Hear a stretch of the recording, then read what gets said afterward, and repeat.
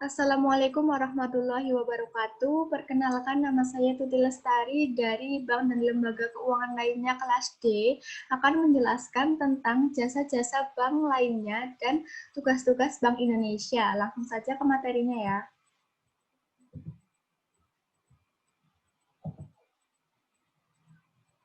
Ya, yang pertama ada jasa-jasa bank lainnya, ada pengertian jasa bank lainnya, yaitu lembaga keuangan yang memiliki tujuan untuk mendukung dan memperlancar kegiatan menghimpun dana dan menyalurkan dana. Yang kedua ada keuntungan jasa-jasa bank, ada pertama, biaya administrasi, biaya kirim, biaya tagih, biaya provisi dan komisi, biaya sewa, dan biaya iuran. Terus yang ketiga ada jenis jasa bank, ada 12. Yang pertama, kiriman uang atau transfer, jasa pengiriman uang lewat bank baik dalam kota maupun luar kota atau luar negeri. Yang kedua ada clearing, jasa penyelesaian utang piutang antar bank dengan cara saling menyerahkan warkat yang dikeliringkan di lembaga clearing. Yang ketiga ada inkaso atau collection, jasa bank untuk menagih warkat-warkat yang berasal dari luar kota atau luar negeri.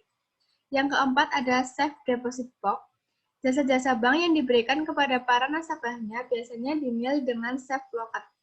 Yang kelima ada bank card, kartu plastik yang dikeluarkan oleh bank yang diberikan kepada nasabahnya untuk dapat dipergunakan sebagai alat pembayaran di tempat tertentu. Yang keenam ada bank notes, uang kartal yang dikeluarkan dan diterbitkan oleh bank luar negeri. Yang ketujuh ada traveler checkway, merupakan cek wisata atau cek perjalanan yang biasanya digunakan oleh mereka yang hendak bepergian atau sering dibawa oleh turis. Yang kedelapan, letter of credit, LOC, jasa bank yang diberikan kepada masyarakat yang diberikan untuk memperlancar arus barang termasuk barang dalam negeri. Yang kesembilan ada bank garansi dan referensi bank, jaminan pembayaran yang diberikan oleh bank kepada suatu pihak, baik perorangan, perusahaan atau badan atau lembaga lainnya dalam bentuk surat jaminan. Yang ke-10 ada memberikan jasa-jasa di pasar modal. Jasa yang diberikan penjaminan emisi, penjamin, wali amanat, perantara perdagangan efek atau pialang, pedagang efek, dan perusahaan pengelola dana. Yang ke-11 menerima setoran-setoran. Pembayaran listrik, pembayaran telepon, pembayaran pajak, pembayaran uang kuliah, pembayaran air, dan setoran ONH. Yang ke-12 melakukan pembayaran gaji, pensiun, bonus, hadiah, dan dividen.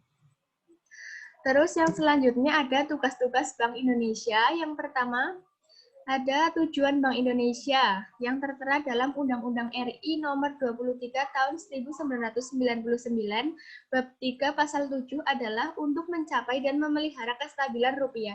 Yang dimaksud kestabilan rupiah di sini, kestabilan nilai rupiah terhadap barang dan jasa yang dapat diukur dengan atau tercermin dari perkembangan laju inflasi. Yang kedua, kestabilan nilai rupiah terhadap mata uang negara lain. Yang kedua ada tugas-tugas Bank Indonesia. Ada dua, menetapkan dan melaksanakan kebijakan moneter dan mengatur dan menjaga kelancaran sistem pembayaran.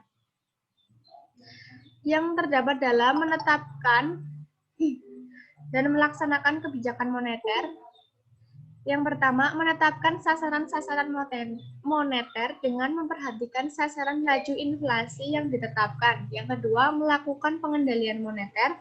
Yang ketiga, memberikan kredit atau pembiayaan berdasarkan prinsip syariah.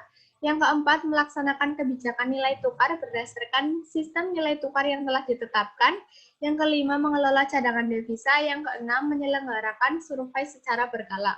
Terus tugas Bank Indonesia yang kedua yaitu mengatur dan menjaga kelancaran sistem pembayaran yang di dalamnya terdapat satu, melaksanakan dan memberikan persetujuan dan izin atas penyelenggaraan jasa sistem pembayaran. Yang kedua, mewajibkan penyelenggara jasa sistem pembayaran untuk menyampaikan laporan kegiatan. Yang ketiga, menetapkan penggunaan alat pembayaran. Yang keempat, mengatur sistem clearing antar bank.